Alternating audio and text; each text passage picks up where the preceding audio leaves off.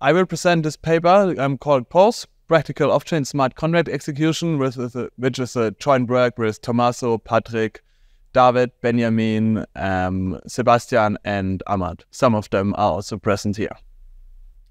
So yeah, as we're in the blockchain session, I will obviously talk about blockchain. More precisely, we will consider public permissionless blockchains that are capable of executing complex programs, which we all know as smart contracts. In this setting, we consider a party Alice who wants to deploy a contract, and some party Bob who wants to execute a contract at a later point of time, or other parties as well. As we all know, there are some problems with public permissionless blockchains, mainly due to the fact that they have a fixed block size and a limited average block creation time, which leads to a limited throughput that can again cause high transaction fees or limited contract complexity. A famous approach to tackle these scalability issues are so-called off-chain protocols, which we will talk about. So an off-chain protocol is a way to execute applications and smart contracts in an off-chain way, which means without actually telling the blockchain about what's happening in these off-chain protocols. So those parties make use of an on-chain manager contract on which they deposit some funds, and later on they can then execute transactions in an off-chain way. Should I go closer to the microphone? Okay, it's a little bit hard, but yeah. Okay, then they can execute these transactions in an off-chain way without actually telling the blockchain, by just exchanging messages. And with these transactions, they can install new contracts, evolve the state of the contracts, and transfer some funds between each other. Once they want to close the off-chain protocol, they can submit the latest state to the on-chain manager contract, which will then register the state and distribute the funds accordingly. More sophisticated solutions make use of some operator or intermediary to connect parties which don't have direct connection. This way, we can support more complex applications. In this approach, the operator will be responsible for keeping track of the contract, evolving the contract state, and submitting partial states to the blockchain, while the involved parties only receive the states that are important to them. This is just a high-level overview of the approaches out there. Actually, there are a lot of different approaches with different focuses, both academical and industrial. And all of them have some really, really good benefits, but also all of them suffer from some shortcomings, which we will talk about now. They are mainly related to the question, what happens if a party disappears? If we consider here the operator setting, if the operator disappears, the state of the smart contract gets lost, and we have nothing to submit to the blockchain to unlock our funds, which means that our funds will be just lost. So we need to do something against that. And one approach to do so is to use checkpoints. So the operator periodically submits checkpoints to the on-chain manager contract, which can then be used by the parties to continue execution, even if the operator disappears. This has the obvious downside that we require periodic on-chain transactions that are expensive. On the other hand, we can use collateral, which means that the operator has to lock some coins on-chain that are just there to ensure honest behavior that cannot be used in the off-chain protocol. And if the operator disappears, these coins will either be burned or they will be distributed to the parties to compensate for potential winnings in the off-chain execution which cannot be realized. So we have the problem of locked collateral because the money cannot be used in another way and the operator might lose out on incentives. In addition, if we want to reimburse parties for potential winnings, we have to know about the set of participants in the contract, and the operator might want to get his money back at some point. So we also have to limit the lifetime of the contract.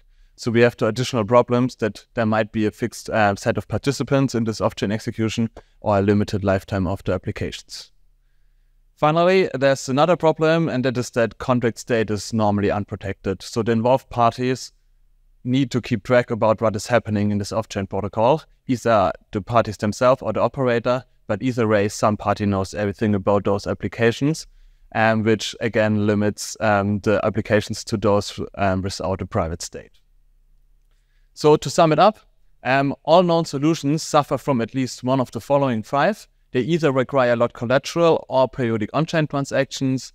In addition, they might have a fixed set of participants, a limited lifetime of applications, or only applications without private state. And this is where the POST protocol gets into the picture, because the POST protocol is optimistically completely off-chain. We do not require collateral, and despite the first 2, we still provide high liveness guarantees. In addition, we support arbitrary contract lifetime, open participation, and private state. In the paper, we additionally provide a thorough security analysis and a prototype implementation, which we use for evaluation. Okay, so let me tell you a little bit about the protocol, starting with the tools we use. We have 2 basic tools. The first of them is trusted execution environments. Trusted execution environment is a piece of hardware owned by a party, let's say by an operator, and it receives inputs by its operator and then computes based on the inputs and the internal state some program which results in a new internal state and some output which is given to the operator. However, the trusted execution environment ensures that the internal state is protected, so the operator does not learn anything about the internal state, but the output provided to the operator, and that the program is protected, so it's executed as specified and the operator cannot tamper with the program. In addition, the trusted execution environment provides some attestation mechanism which can be given to any third party to enable the third party to verify that the trusted execution environment actually executes the program that is specified. Our second tool is pooled execution. So we will have a set of registered operators in the system, and for each smart contract, we select a subset of these operators to be the execution pool, who is then responsible for executing this smart contract. Knowing these tools, we can now have a look at the POST protocol, at least on a high level. So as starting with the set of registered operators, we select for each smart contract a subset of them, and each of them has its own trusted execution environment. Upon contract creation, all of them receive the initial state, and then Alice can start executing this smart contract. And we ordered this pool, we give this pool a fixed ordering, and the first operator in this pool will always be the executor, who is actually responsible for evolving the contract state. And the other operators will be watchdogs who will just keep track of what is happening there. So when Alice executes a transaction, she just sends a transaction to the executor, who will evolve the state accordingly within its TEE, and then distributes the new state to the watchdogs. The state actually still remains within the TEE, so the operators don't learn the actual state, but they only what is executed. And then the executor returns the public state, which is important to Alice, and execution continues like that. This state received by Alice can also contain some information which she can use to unlock coins via the on-chain manager contract in case the application wants to unlock coins. Right. And now, if the executor disappears, Alice can simply go to the on-chain manager contract and request the executor to be kicked. And then execution continues with the next watchdog in line. So the next watchdog becomes the new executor, and Alice can continue execution as before using this new executor, who will then distribute again the state to all of the watchdogs. Alice again receives the public state and can use this to unlock coins on-chain. This means that all contracts are live, which means available, as long as one operator in the system is honest. So this looks quite easy at first glance, but obviously there are a lot of challenges to it. First of all, we need to think how we can protect from malicious operators. That means that if the operator might intercept some messages, might just forward some of them, might reorder them, or might replay some messages, we need to think about how we can set up the pool to ensure that at least one operator in this execution pool is honest with high probability. We need to think how we can resolve inconsistent state updates. That means if the operator, executor, sends some state updates to some watchdogs, but not all of them, and then he gets kicked, so then there might be some inconsistency, and we need to think about how we can resolve it. We need to think about how we can synchronize with the blockchain efficiently, so how can we ensure that TEEs know what happens on the blockchain and are up to date to what happens there without actually sending all of the blockchain information to the TEE. And finally, we need to think about the coin flow. So how do we prevent double spending and so on? And there's much more to it. Unfortunately, for this talk, I can only talk about one of those. And I think here it's most important or interesting to talk about the setup of the pool. So in the trivial solution, we would just allow some client who wants to create a contract to specify the execution pool. Submit this to the on-chain manager contract, and then the pool is assigned accordingly. The problem here is that Alice doesn't know that all of this pool might be malicious, and she just starts executing. She locks some funds within the contract, and all of a sudden, all of the pool disappears, and all the funds are lost, which is obviously a problem. So we need some better solution. And this works as follows.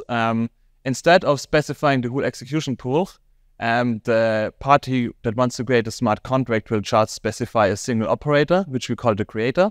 And the creator then uses its TE to randomly select a subset of operators to be the execution pool. As this is done by the TE, we can ensure that this pool is actually selected randomly. And then the creator submits this pool to the blockchain, and the pool is assigned accordingly. Now, if the creator disappears, this is not much of a problem because no one actually used this contract yet, so no one locked funds within this contract. So there's no harm if the creation just fails. We can try again. Now, the interesting question is, what is the chance that a contract crashes? As we select all of the operators in this pool randomly, the chance of a contract crash is the number of malicious operators in the system divided by the number of all operators in the system to the pool size, or it's smaller than that. The last term is the fraction of malicious operators, obviously. And I think we are not only interested in the chance that a single contract crashes, but we actually want to know the chance that no contract in the whole system crashes, so that we provide liveness for all the contracts in the system. So this is why I have this graph here. Here you can see that if we have, for example, 10% malicious operators in the system and let's say 10 million contracts, we need to set the pool size to 8 to ensure that with 99% probability, none of all of these contracts crashes. Obviously, we can do the same for 50% of malicious operators, where we have to set the pool size to 30 to ensure the same. And again, if you have 70% malicious operators, we have to set the pool size to 60 to still ensure that out of the 10 million contracts, none of those crashes. Okay. I also want to show you a little bit about our evaluation results. So we have implemented the protocol based on Ethereum. We have implemented several case studies that are rock, paper, scissors, poker, federated machine learning, and quicksort. Interestingly, the latter two are too complex for on-chain execution, so you will always have to use some off-chain solution to execute those. We first measured the blockchain fees. I think the interesting part here is that a contract creation is roughly as expensive as the creation of a CryptoKitty in the famous CryptoKitty trading game on Ethereum, and that withdrawal and deposit is roughly twice as expensive as the Ether transfer, which is still pretty good. Also, we have measured the runtime. Here, I think the only thing important is that you can execute all of these use cases within milliseconds, which is kind of negligible if you compare it to the on-chain execution time in, for example, Ethereum, where each transaction takes at least some minutes. So this brings me to the end of my talk. To conclude the talk, I shortly want to recap the shortcomings of previous approaches. All of them had at least one of those, so they either required periodic on-chain transactions or locked collateral, and some of them did not support private state, had a fixed set of participants and a limited lifetime, while the PROS protocol provides high liveness guarantees. That is, contracts are live as long as one operator of a randomly selected pool is honest. We are optimistically completely off-chain, which means that only the creation of a contract, the kick of an operator, and withdrawals and deposit are on-chain. We do not require collateral, and we support contracts with private state, arbitrary lifetime, and open participation. So I hope I got you a little bit interested. If you have any questions, feel free to ask them out, look at the paper, or contact me. So you use TEE for layer 2 off-chain, which means that you are willing to trust hardware over L2. So then my question is that, like, can you justify, why you can't use TEE for L1 in the first place? Then you can probably have much better scalability, and we may not need L2 in the first place. Okay, so I think there are quite some protocols out there using TEs for layer 1. Still, the advantage of using layer 2 is that you execute the protocol just with a subset of the system. So only a subset of the TEs which are in the system will be responsible for executing a single smart contract. So you still achieve higher efficiency if you can divide the load on just a subset of TEs instead of running the consensus between all of these TEs in the system. Thank you for the nice work. So I'm Adi from Calcis from Ethereum.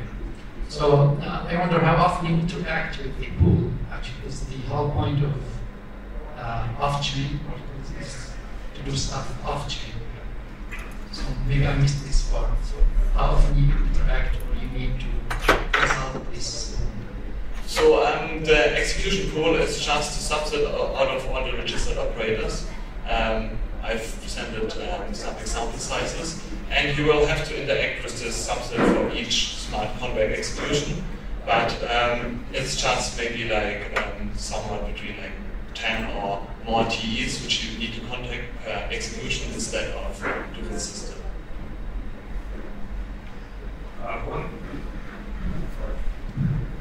All right, thanks for the talk. I have a quick question. You mentioned there might be inconsistencies between the executor and the watchdogs. Can you maybe give a quick intuition how this might be resolved, for instance, if they go on-chain, and if this would leak any private information? Sure. So, the problem is that the executor sends the state updates to the watchdogs, and he might send the state updates to just some of the watchdogs, and then gets clicked. So the next executor needs to take over, and we don't know if the next executor has received a state update or not.